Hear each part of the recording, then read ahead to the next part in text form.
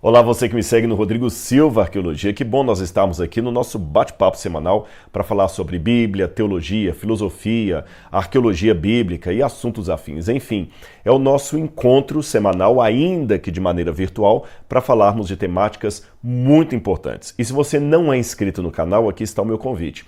Seja parte da família do Rodrigo Silva Arqueologia. Muitas pessoas até assistem o vídeo, dão o seu like, mas não são inscritos no canal. É muito importante que você se inscreve, ativa o sininho de notificações, assim todas as vezes que eu postar um vídeo novo, o YouTube vai avisar você. E se gostar também, deixe o seu comentário aqui, ele é muito bem-vindo aqui na página, dá engajamento para o canal, isso é muito bom, tá certo? E eu tenho um convite também todo especial.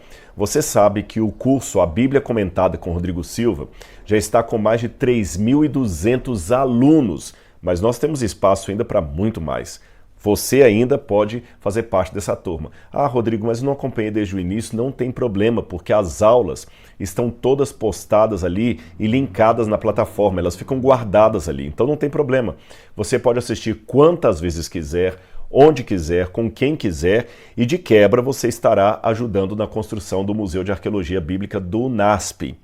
Então tem muitas aulas lá. E lembre-se, para aqueles que fizerem o plano anual, tem alguns bônus. Quem fizer o plano anual vai ter um curso de grego e hebraico, ali que você pode assistir, vai ter um curso de arqueologia, um curso sobre finanças, e aqui tem uma novidade, foi um presente aqui que eu ganhei do Rodrigo Bertotti, da Fabiana Bertotti, também do Befenati, do Felipe Befenati, que nós temos agora, para quem fizer a assinatura anual até o dia 25 de dezembro, você vai ganhar um curso sobre família, como educar filhos, resolver conflitos domésticos, as finanças do lar, e também um segundo curso de brinde sobre finanças, para você saber como é que você pode trabalhar bem o seu dinheiro e tudo mais. E tudo isso é para você fazer parte desse curso aqui que nós temos juntos para falarmos da Palavra de Deus, tá bem? Então você é muito bem-vindo, eu conto com a sua presença, eu conto com o seu carinho. Muito obrigado.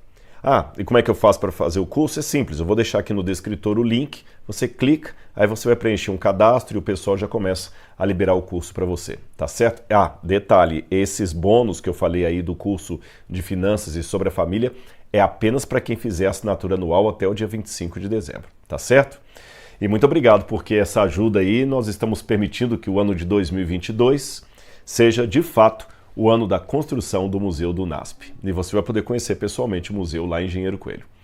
Muito bem, meus queridos, hoje eu gostaria de falar com vocês sobre um tema que pipoca muito na internet aí. A Batalha do Armagedon. O que significa a Batalha do Armagedon? Hollywood já lançou muitos filmes aí sobre Armageddon. O Armagedon, às vezes é com um meteoro que bate na Terra, provocando tsunami. Às vezes é uma catástrofe, um mundo pós-apocalíptico, alguma coisa dessa natureza. Mas enfim, o que é o Armagedon? Muitas pessoas pensam que se trata de uma batalha, de uma guerra física. Quem acredita, por exemplo, na escatologia dispensacionalista, acredita que o Armagedon será uma guerra que ocorrerá literalmente em Israel, envolvendo a China e outros países do norte, juntamente com os Estados Unidos e Israel de um lado e a China e outros países do outro, e vão encontrar-se ali no Vale do Armagedon para a sua batalha. Será que é este mesmo o sentido da profecia? Será que ali está falando de uma guerra de verdade, a Terceira Guerra Mundial? O que é esta batalha? Vamos ler em Apocalipse e tentar, a partir do texto, compreender o verdadeiro significado dessa batalha e tirar essa dúvida que muita gente pergunta por aí sobre o Armagedon. O texto que fala dessa batalha está em Apocalipse, capítulo 16, do versículo 12 até o verso 16.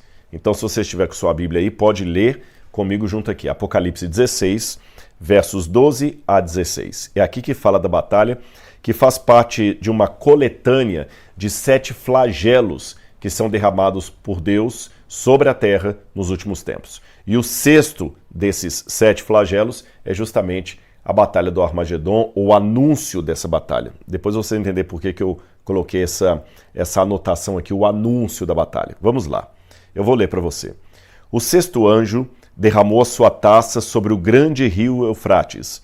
As águas do rio secaram, para que se preparasse o caminho dos reis que vêm do Oriente. Então vi sair da boca do dragão, da boca da besta e da boca do falso profeta 13 espíritos imundos semelhantes a rãs. São espíritos de demônios, operadores de sinais, que se dirigem aos reis do mundo inteiro a fim de ajuntá-los para a batalha do grande dia do Deus Todo-Poderoso. Eis que venho como ladrão. Bem-aventurado aquele que vigia e guarda suas vestes, para que não ande nu e não veja a sua vergonha. Então ajuntaram os reis no lugar que em hebraico se chama Armagedon. Bom, o primeiro problema ou dificuldade que nós temos aqui é com a própria palavra Armagedon, porque a rigor, Armagedon em hebraico é a junção de duas palavras, Ar, que significa montanha, e Magedon, que significa uma cidade, a cidade de Megido, como a gente fala em português, tá? Magedo ou Megido é a cidade de Megido. Megido não é uma montanha, Megido é uma cidade. Aliás, é uma cidade que já teve várias construções e reconstruções. Os arqueólogos localizaram ali pelo menos 20 camadas de construção que mostram que essa cidade floresceu desde o ano 3000 a.C. até o ano 300 a.C., quando a cidade realmente caiu em desolação e ninguém mais habitou ali. O que significa essas camadas? É porque eles tinham uma cidade, a cidade foi destruída por ação do tempo, guerra, terremoto, abandono. Então o pessoal que chega depois constrói uma segunda cidade por cima dos escombros daquela. E outra cidade. Isso é formando camadas, como se fosse um bolo de aniversário, daquele que tem várias camadas, várias coberturas, sabe? Um sítio arqueológico, quando você escava, você tem camadas de ocupação de tempos antigos. As camadas que estão mais abaixo são as mais antigas, as que estão mais na superfície são as mais novas. Aliás, até uma curiosidade para você, um dos grandes dilemas da arqueologia é que para descobrir camadas mais antigas eu tenho que destruir camadas mais recentes. Ou seja, para descobrir um assentamento do período grego, eu tenho que destruir o assentamento do período romano que estava em cima. Então a gente tem um grande problema, um grande dilema nessa hora aí. Por isso que o sítio não é todo escavado, algumas coisas são preservadas, mas isso é apenas uma anotação técnica para que você saiba. A cidade de Megido, ou Megido, ela então teve pelo menos 20 camadas de ocupação, que duraram aí pelo menos 2.700 anos. Então ela tinha cidade, era destruída, vinha outra, era destruída, e vinha outra, era destruída, eles construíam outra e assim por diante. Essa cidade, ela fica justamente ali na planície de Jezreel. Essa planície de Jezreel, ou Esdrelon, é o mesmo nome, Esdrelon ou Jezreel é o mesmo nome, é uma planície que sempre foi palco de muitas batalhas. Muitas batalhas. Até hoje, para você ter uma noção, Israel tem ali, na planície de Jezreel, no subsolo da planície, uma grande quantidade de aviões supersônicos que eles guardam ali. É interessante, o avião fica no subsolo e quando ele vai decolar, ele sai por uma rampa do subsolo e ele sobe. Então é até uma forma de proteger a frota aérea de aviões militares de Israel, de aviões que podem ser usados em guerra, fica ali. E é um lugar que teve tantas batalhas, que tem até um livro do Eric Klein, que é chamado de As Batalhas do Armagedon. As Batalhas do Armagedon. Porque ele mostra nesse livro do Eric Klein como é que ali foi palco de muitas guerras no passado, várias guerras. Ele cita pelo menos 34 batalhas que aconteceram ali no vale do Megido, no vale ali do Jezreel. Quando a gente sobe, você pode ver o vale de Jezreel de 2 pontos. Quando a gente vai ali para Israel, que vamos até Nazaré, tem um lugar em Israel, lá em Nazaré, que chama-se a Pedra do Precipício. Quando você sobe na Pedra do Precipício, você pode ver lá embaixo assim, aquela planície extensa, com muita plantação, aquela coisa toda, e ali você vê vários pontos geográficos de Israel. Você vê o Monte Tabor, você vê até o mar da Galileia que fica do outro lado, você vê muita coisa. Um outro lugar do qual você tem uma boa vista do vale do Jezreel é quando você sobe no Monte Carmelo. De lá de cima também você tem uma vista enorme. Do Monte Carmelo dá para ver o Mediterrâneo de um lado, dá para ver Jerusalém, dá para ver Jericó, dá para ver vários lugares ali daquele topo. Então um vale muito grande ali no meio. Agora eu estava falando do nome Armagedon e falei com vocês que Armagedon significa montanha de Meguido. Só que não é uma montanha ali. Ali é uma cidade. O que quer dizer então montanha de Meguido? Essa é uma pergunta chave para nós podermos já começar a destrinchar isso aqui, porque não é uma montanha. Eu repito, não é uma montanha. Não existe nenhuma montanha chamada Meguido. Meguido, como eu falei, é uma cidade. Meguido também não é a planície. Eu já falei que a planície chama-se Planície de Jezreel e que ali houve pelo menos 34 batalhas importantes. Então eu já sei que ali é um lugar de conflito mesmo, de muita guerra. Por exemplo, das batalhas bíblicas, ali você tem Baraque e Débora, quando eles estavam lutando contra Cícera, foi justamente ali, na região de Jezreel, que houve essa batalha de Débora e Baraque. Foi também em Jezreel que houve a batalha do faraó Neco contra Josias, que ele mata o rei Josias. É ali também que você tem a batalha de Acasias. Acasias foi morto ali por Jeú, tudo no Vale do Jezreel. Se eu sair da história bíblica e entrar na história secular, eu também tenho um monte de batalhas que aconteceram ali no Vale de Jezreel. Você teve uma batalha de Tutmoses III, faraó do Egito, que batalhou contra alguns grupos cananitas que havia por ali. Ele batalhou também na região contra hititas. Foi ali que teve uma batalha. Na época agora, já da Primeira Guerra Mundial, teve uma batalha ali também da Inglaterra, quando o mandato britânico dominava a região. A Inglaterra interceptou em batalha ali o Império Otomano, que estava aliado à Alemanha, ali na época da Primeira Guerra Mundial.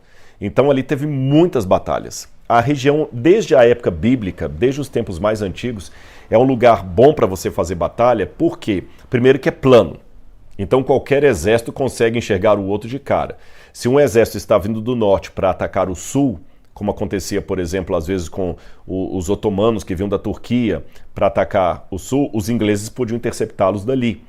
Uma outra vantagem da região é que ali no passado era via mares. O caminho do comércio passava por ali. Então qualquer pessoa que quisesse dominar a região estaria em vantagem bélica. Outra questão, quando as superpotências iam brigar, por exemplo, a Síria vinha aqui para atacar o Egito, ou a Babilônia vinha para atacar o Egito, ou os hititas também vinham em batalha contra o pessoal que estava aqui embaixo, o ponto de encontro era o Vale do Jezreel, que era melhor batalhar num vale do que numa montanha. Então ali realmente é um lugar de muita guerra. Talvez por isso o Espírito Santo pegou aquilo ali como símbolo da guerra. Mas eu volto para o problema que eu havia mencionado para vocês. Não existe nenhuma nenhuma montanha chamada Meguido. Meguido é a cidade que fica no Vale de Jezreel. Como é que a gente pode resolver isso?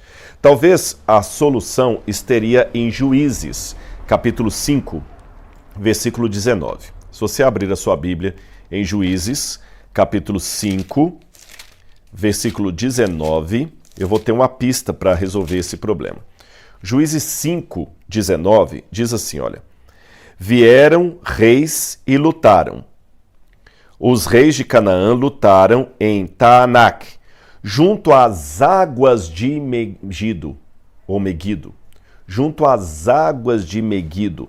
E quais eram as águas de Meguido? Bom, a profecia de Apocalipse, capítulo 16, fala que o sexto anjo derramou a sua taça sobre o grande rio Eufrates. Mas aqui eu tenho um outro problema, porque o Eufrates está lá na Mesopotâmia, junto ao rio Tigre, e o Eufrates está passando pela Babilônia. O Eufrates não passa aqui no Vale de Jezreel. O Eufrates passa lá em cima, na Babilônia. E a profecia parece misturar dois acidentes geográficos muito distantes. Meguido, que está aqui embaixo em Israel, com a Babilônia, que está lá em cima no atual Iraque, é muito longe, e ainda fala da montanha de Meguido, sendo que Meguido não é uma montanha. Mas eu tenho uma pista aqui em Juízes, capítulo 5, versículo 19, que aqui menciona as águas de Meguido. Mei Megidon, em hebraico. Mei Megidon, águas de Meguido, assim no construto. O que significa isso? Eu vou ensinar para você uma coisa sobre a geografia dos tempos da Bíblia. Eles tinham o costume de pegar um acidente geográfico e dar para o acidente geográfico o nome da região ou da cidade mais próxima. Vou dar um exemplo para vocês. Existe um lago no norte de Israel, um lago que na verdade é o lago de Kinneret, ou Genezaré, como alguns falam. O lago de Kinneret, ou Genezaré. Mas como esse lago ficava na região da Galileia, ele também é chamado de Mar da Galileia. Tá certo? A Galileia não é um mar. A Galileia é uma região. Mas como tem um lago muito grande ali, os judeus chamavam aquele lago de Mar da Galileia, sendo que o nome dele seria Mar de Kinneret, que é o lago da harpa, se você quiser traduzir assim. Uma outra forma de chamar o mesmo mar seria Mar de Tiberíades, porque tem uma cidade de Tiberíades ali na região. Veja, Tiberíades não é um mar, nem um lago. Tiberíades é uma cidade. Mas como essa cidade fica perto do mar, ou do lago ali de água doce, eles chamam de Lago ou Mar de Tiberíades. Ficou claro para vocês? Por exemplo, eu estou gravando esse vídeo para vocês da cidade de Belo Horizonte. E aqui você tem a serra do Curral del Rei. Curral del Rei, que fica na cidade de Belo Horizonte. Se eu estivesse falando nos tempos da Bíblia, eu poderia chamar essa serra de Curral del Rei, ou poderia chamar essa serra de Serra de Belo Horizonte. Mesmo que Belo Horizonte não seja uma serra, Belo Horizonte é uma cidade. A gente chamaria de Serra de Belo Horizonte. Ficou claro para vocês? O Corcovado poderia ser chamado de Montanha do Rio de Janeiro, se eu seguisse a forma bíblica de dar nome para o acidente geográfico à cidade ou região que está mais próxima. Sendo assim, as águas de Meguido seriam o rio que passa ali perto da cidade de Meguido. E qual que é o rio que passa ali perto? É o rio Kishon, ou Rishon. Esse rio Kishon é chamado também de Águas de Meguido, porque o rio passa ali perto. Tanto é que no verso 21 de Juízes capítulo 5 diz assim: o ribeiro do Kishon os arrasou. Kishon, o antigo ribeiro. Então o Adi Kishon é o nome de um ribeiro, de um riozinho que fica ali perto de Meguido, e eles acabam dando o nome do rio ao nome da cidade, as Águas de Meguido. Percebeu? Então as águas que estão perto da cidade de Meguido são chamadas de Águas de Meguido. E o que está aqui nesse texto de Juízes, capítulo 5? É justamente o cântico de Débora. Quando Débora, depois da derrota de Cícera, ela faz um cântico ao Senhor, louvando ao Senhor, e ela mostra que apesar da ação humana, lembra que Jael vai lá e até mata o Cícera? Apesar da ação humana, por detrás disso está a ação de Deus. Por quê? Se você se lembrar, no capítulo anterior conta que aquele exército inimigo do povo hebreu, os carros dele, porque a Débora os atraiu para um lugar e o carro deles começou a atolar nas águas ali, nas poças de água, e aí o exército começou a atolar os carros de guerra. Então no cântico aparece isso. As águas de Meguido, mas não levaram, eles estiveram junto às águas de Meguido, que era o rio Kishon ali. Ficou claro para você? Então o cântico mostra a ação de Deus em fazer com que o elemento da natureza provoque a derrocada do inimigo. Agora, já que eu aprendi que as águas de Meguido são o rio Kishon, que recebe o nome de águas de Meguido que estão ali perto, então Armagedon deve ser alguma montanha que está ali perto. E qual é a montanha que está perto de Megido? Sabem qual? O Monte Carmelo. A cidade de Megido, ou Meguido, ela fica aos pés do Monte Carmelo. E o que aconteceu no alto do Monte Carmelo? Você se lembra? Ali aconteceu a batalha de Elias contra os profetas de Baal. A batalha de Elias contra os profetas de Baal. Uma batalha espiritual. E isso faz todo sentido no Apocalipse, porque o Apocalipse é curioso. Eu vou falar uma coisa para vocês que eu até mencionei num vídeo passado, mas eu vou repetir porque eu acho que é importante essa anotação. Você sabia que, curiosamente falando, o Apocalipse é o livro que mais faz alusões ao Antigo Testamento? De todos os livros do Novo Testamento, o que mais faz alusão ao Antigo Testamento é o Apocalipse. Mais do que as cartas de Paulo, mais do que os evangelhos, mais do que qualquer livro do Novo Testamento, é o Apocalipse que mais faz referências ao Antigo. Contudo, não há no Apocalipse nenhuma citação direta ao Antigo Testamento. Nenhuma. Nos evangelhos você encontra, por exemplo, o Evangelho de Mateus, quando vai citar o Antigo Testamento, ele cita claramente aqui, por exemplo, Mateus capítulo 2, versículo 5, eles responderam em Belém da Judeia, porque assim está escrito por meio do profeta. Abre aspas. E você, Belém, terra de Judá, de modo nenhum é menor entre as principais de Israel, porque de ti sairá o guia que haverá de pacentar o meu povo de Israel. Isso aqui ele está citando Miqueias. Então ele fala o que está escrito por intermédio do profeta. Quando a gente vai também pegar aqui o capítulo 1, versículo 23, 22 diz assim, para se cumprir o que foi dito pelo Senhor por meio do profeta, abre aspas, eis que a virgem conceberá e dará à luz a um filho e será chamado pelo nome de Emanuel. Está citando aqui o profeta Isaías. Quando Jesus duela com o diabo no deserto da tentação, tanto Jesus como o próprio diabo citam textualmente o Antigo Testamento. Ou seja, citações diretas. Quem trabalha aí para escrever TCC, dissertação de mestrado ou tese de doutorado, ou o contrário, né? Como em inglês eles falam dissertação para doutorado e a tese para mestrado. No Brasil é o contrário. Quando você está escrevendo um trabalho acadêmico, um artigo indexado, uma dissertação, uma tese, um TCC, você pode fazer uma citação direta ou indireta. Citação diretas são como essas que eu dei aqui. É como eu cito diretamente como está no livro. É como se eu citasse lá, por exemplo, como disse Nietzsche, abro aspas, Deus morreu, fecho aspas, notinha de rodapé, coloco lá a fonte, ou então ponho o autor, data, citação direta. Ou eu posso fazer uma citação indireta. Eu posso dizer assim, por exemplo, Dostoiévski trabalhou muito bem o conceito de que se Deus não existe, tudo é permitido. Eu fiz uma citação indireta de Dostoiévski. Eu disse o que ele falou, mas não reproduzi exatamente as palavras dele. Esta é uma citação indireta. Pois bem, o Apocalipse só tem citações indiretas do Antigo Testamento.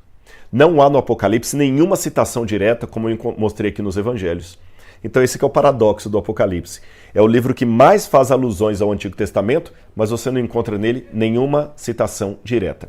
A segunda característica muito curiosa do Apocalipse é que ele mescla de propósito na profecia duas mensagens de profetas diferentes, tá certo? Ele cita um profeta aqui e outro aqui. Várias vezes nós vimos isso, por exemplo, em Apocalipse capítulo 11, quando ele vai falar das duas testemunhas vestidas de pano de saco, ele mistura Moisés com Elias.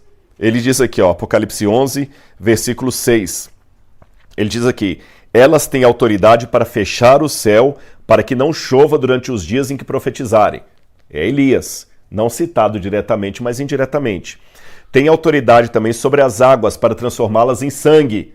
Aqui já está citando o livro de Êxodo. Percebeu? Citou aqui o livro de Reis e citou o livro de Êxodo. E misturou numa coisa só. Ele pegou a ação de dois profetas, Moisés, fazendo as águas virarem sangue, e Elias fazendo com que não chovesse em Israel, e juntou numa só cena aqui do Apocalipse. A mesma coisa acontece aqui no Armagedon. Ele mistura a cena do Monte Carmelo com a cena da Babilônia, com a queda da Babilônia. Isso aqui já vai começando a me ajudar a entender o que significa a Batalha do Armagedon. É uma batalha espiritual. Outra coisa que me chama a atenção, porque eu não acredito que aqui é uma batalha física de qualquer país do mundo vindo batalhar contra Israel, é que a rigor, por isso que no início do vídeo eu falei, olha, preste atenção nesse detalhe aqui que eu estou colocando e você vai entender depois por quê. Aqui não descreve batalha nenhuma. Aqui só anuncia. Eu vou ler de novo para você. Apocalipse capítulo 12 diz assim, o sexto anjo derramou sua taça sobre o grande rio Eufrates, as águas do rio secaram para que se preparasse o caminho dos reis que vêm do Oriente. Preparasse o caminho. Então vi sair da boca do dragão, da besta e do falso profeta, 3 espíritos imundos, semelhantes a rãs. São espíritos de demônios, operadores de sinais, que se dirigem aos reis do mundo inteiro, a fim de ajuntá-los para a batalha do grande dia do Deus Todo-Poderoso. A fim de ajuntá-los para a batalha. Não falou da batalha. Percebeu isso? Muita gente pensa que o Armagedon é uma batalha física, mas não há batalha nenhuma descrita aqui. Sabe qual é a batalha? Veja bem, o Armagedon, na verdade, é apenas ajuntar os reis para a grande batalha. Não é a batalha em si. Então, quando a gente fala a batalha do Armagedon, isso está um tanto errado. Porque o Armagedon é o ajuntamento para a batalha. E se ajuntaram no lugar que em hebraico se chama Armagedon. Então eles se ajuntaram no lugar que se chama Armagedon. Mas não há nenhuma descrição de batalha aqui. A batalha mesmo só vai ocorrer no capítulo 19, versículo 11. Aqui que é a descrição da batalha. E como é que essa batalha é descrita? Não é nenhum país do mundo guerreando contra outro país. Olha aqui, olha. Capítulo 19, verso 11. Vi o céu aberto e eis um cavalo branco. O seu cavaleiro se chama Fiel e Verdadeiro e julga e combate com justiça. Os seus olhos são como chamas de fogo, a sua cabeça muitos diademas. Tem um nome escrito que ninguém conhece a não ser ele mesmo. Está vestido com um manto encharcado em sangue. E o seu nome é o Verbo de Deus. Os exércitos do céu seguiam, montados em cavalos brancos, vestidos de linho finíssimo, e ouro e branco e puro. Da sua boca sai uma espada afiada para com ela ferir as nações. Ele mesmo as regerá com cetro de ferro. E ele mesmo é o que pisa o vinho do furor da ira do Deus Todo-Poderoso. No seu manto e na sua coxa está escrito um nome, Rei dos Reis, Senhor dos Senhores.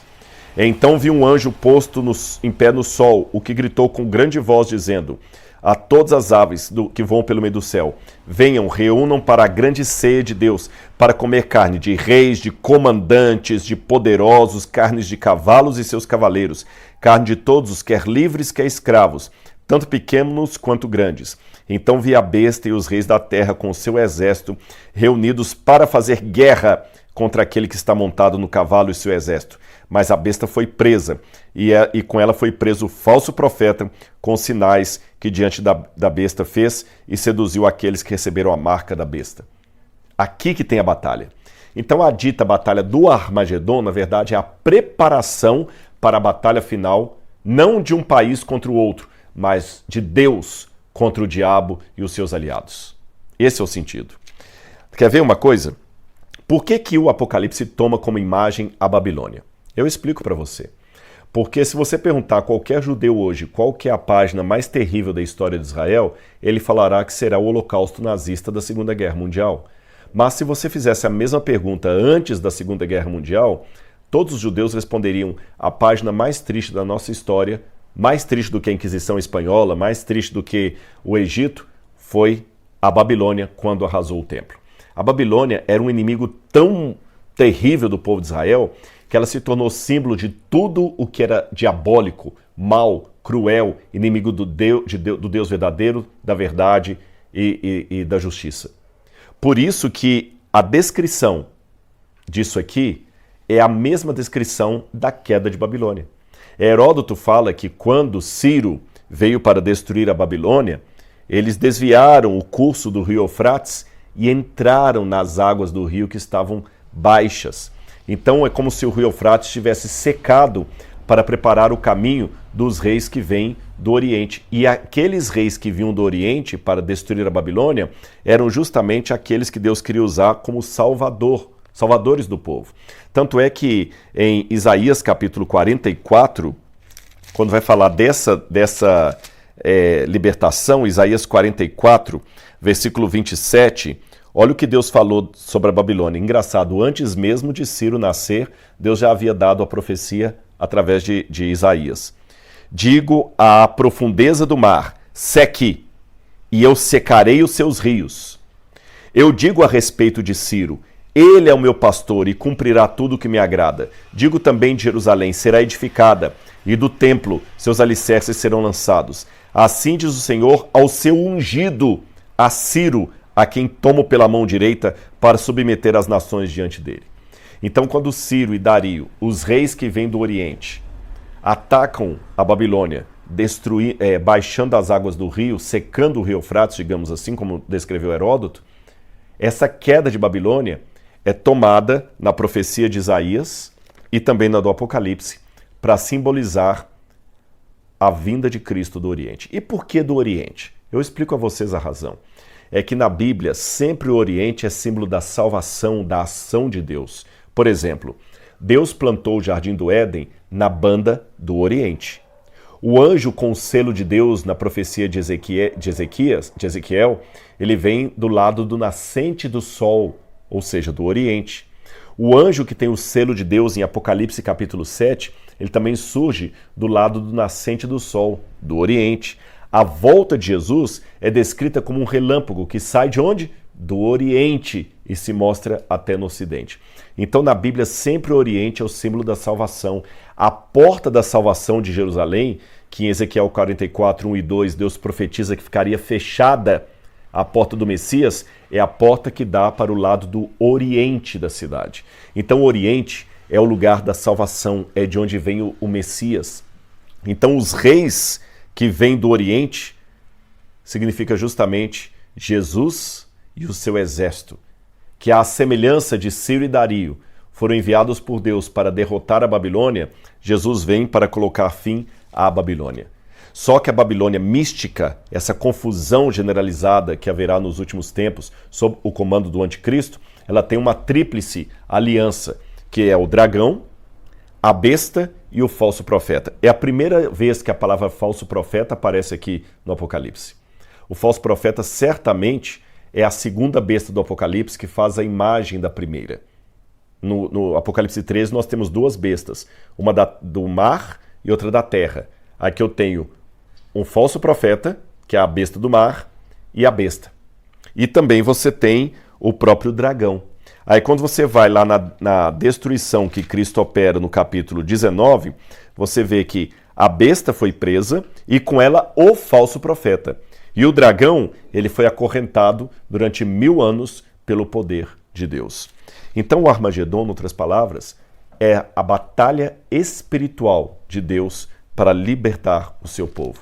E essa batalha será uma batalha semelhante à que Elias teve no alto do Carmelo com os profetas de Baal. O Apocalipse faz uma alusão tanto à destruição da Babilônia quanto à derrocada dos falsos profetas de Baal e Áxera em cima ali do Monte Carmelo. Aliás, é interessante que a mulher que levava todo Israel a se apostatar e adorar Baal e Áxera era justamente Jezabel, aquela mulher corrompida. E o que eu tenho aqui em Apocalipse capítulo 17, logo depois que fala do Armagedon? O julgamento da prostituta, da adúltera que está montada na besta escarlata, que era nada mais nada menos que o mesmo símbolo da antiga deusa Áxera, que foi combatida pelo poder de Deus através do profeta Elias no Antigo Testamento. Portanto, meus queridos, a partir disso eu entendo que o Armagedon, na verdade, é a batalha final, a preparação, para ser mais preciso, para a batalha final do bem contra o mal. Na verdade, o bem já está batalhando contra o mal numa guerra sem tréguas, sem pausas. E aqui vem meu alerta final. O bem e o mal estão em constante luta. O grande conflito está acontecendo ao nosso redor.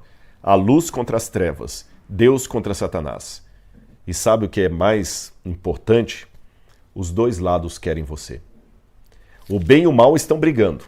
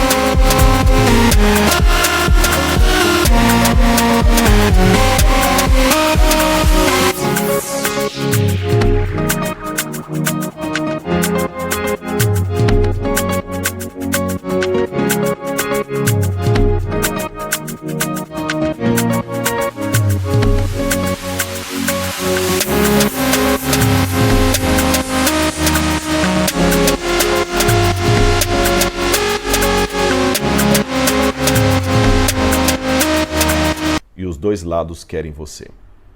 De que lado você estará? Eu prefiro o lado de Deus, porque é o lado da vitória certeira. O mal pode até aparentar ter um triunfo sobre o bem. Por exemplo, o mal aparentemente triunfou quando matou o Filho de Deus na cruz do Calvário.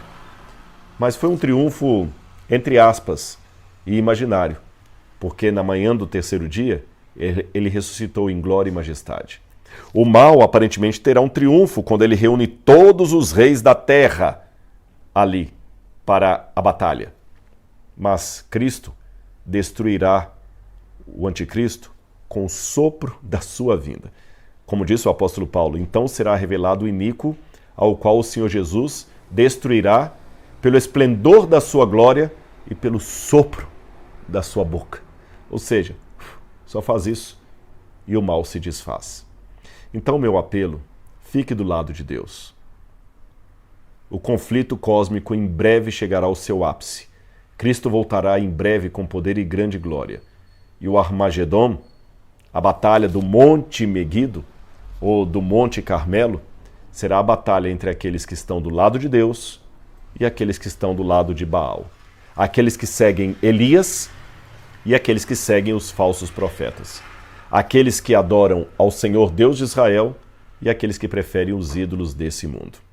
Espero que você tenha gostado dessa explicação, tenha entendido o significado da Batalha do Armagedon e se prepare espiritualmente para aquele grande dia e que você esteja do lado da luz. Um grande abraço e até o nosso próximo vídeo. Tchau, tchau.